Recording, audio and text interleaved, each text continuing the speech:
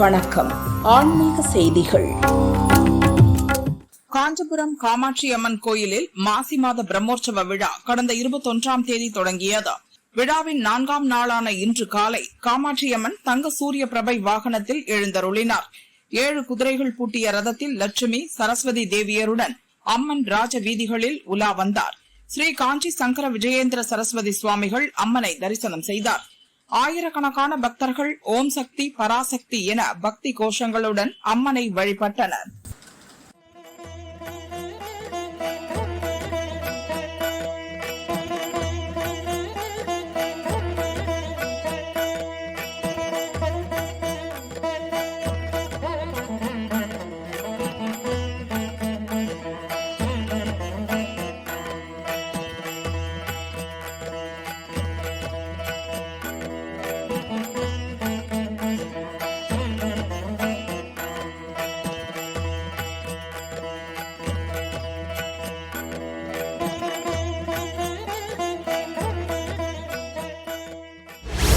திருச்சி மாவட்டம் மணப்பாறை வீரப்பூரில் கன்னிமாரம்மன், பொன்னர் சங்கர், தங்காள், பெரிய காண்டியம்மன், மகாமுனி உள்ளிட்ட கோயில்களில் மாசி பெருந்திருவிழா பிப்ரவரி 17ஆம் தேதி கொடியேற்றத்துடன் தொடங்கியது.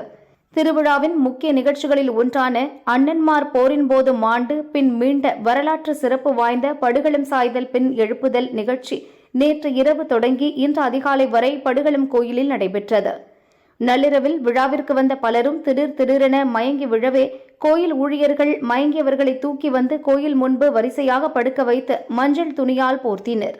அதிகாலை அம்மன் பூ பல்லக்கில் பவனி வந்தார். கூட்டத்தில் இருந்த சிறுமி அருள் வந்து தீர்த்த குடத்தை எடுத்து அசைவற்று கிடந்தவர்களை 3 முறை வலம் வந்து தீர்த்தம் தெளித்த பின் படுத்திருந்தவர்கள் துள்ளி குதித்து எழுந்து சகஜ நிலைக்கு திரும்பினர். அம்மனுக்கு தீபாராதனை காட்டப்பட்டது. நள்ளிரவில் மயங்கிய பக்தர்கள் அதிகாலை வரை பல மணி நேரம் அசைவற்ற நிலையில் கிடந்தது காண்போரை மெய்சிலிருக்க வைத்தது. திருவிழாவிற்கு பல்வேறு மாவட்டங்களில் இருந்து பல்லாயிரக்கணக்கான பக்தர்கள் சுவாமி தரிசனம் செய்தனர். 700க்கும் மேற்பட்ட போலீசார் பாதுகாப்பு பணியில் ஈடுபட்டனர்.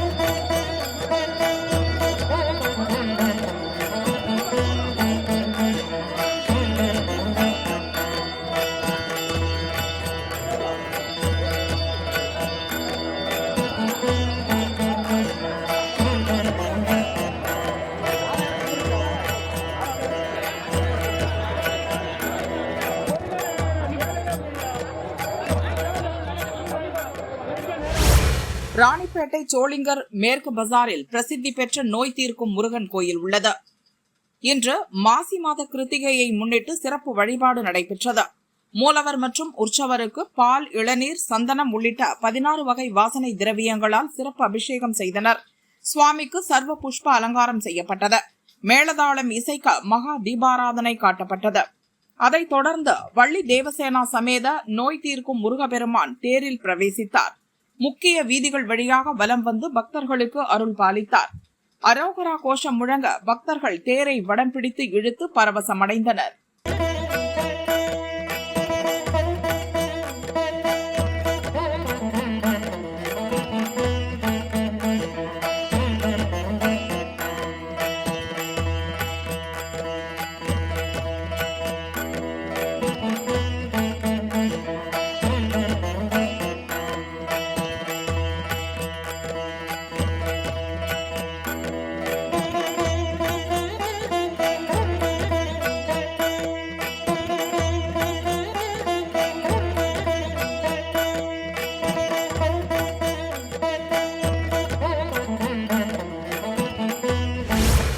ராணிப்பேட்டை வேடந்தாங்கல் கிராமத்தில் பழமை வாய்ந்த சுப்பிரமணிய சுவாமி கோயில் உள்ளது. மாசி கிருத்திகையை முன்னிட்டு சுவாமிக்கு சிறப்பு அபிஷேகம் செய்தனர்.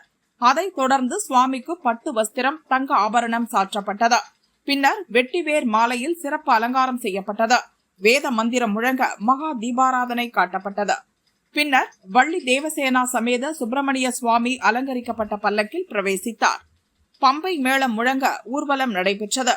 வேடந்தாங்கல் தொடங்கி நெமிலி, காவேரிப்பாக்கம் உள்ளிட்ட 20 கிராமங்களுக்கு சுவாமி வீதி உலா சென்று பக்தர்களுக்கு அருள்பாலித்தார். பக்தர்கள் நெய் தீபமேற்றி நேர்த்திக்கடன் செலுத்தினர். அன்னதானம் வழங்கப்பட்டது.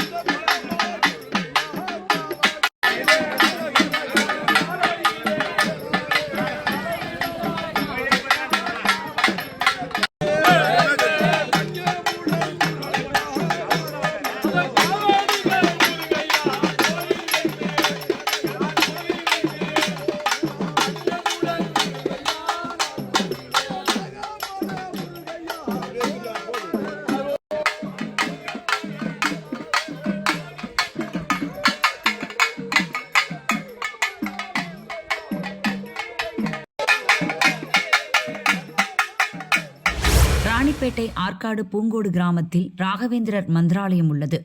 சுவாமிகளின் 431ஆம் ஆண்டு அவதார திருநாளை பக்தர்கள் விமர்சையாக கொண்டாடினர்.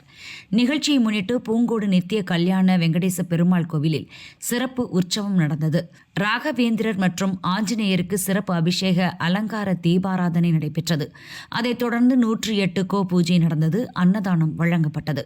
ஏற்பாடுகளை அனுமன் சேரிட்டபிள் டிரஸ்ட் மற்றும் ராகவேந்திரர் அறக்கட்டளை நிர்வாகிகள் செய்தனர். திரளான பக்தர்கள் கோபூஜையில் கலந்து கொண்டு மனம் உருகினர்.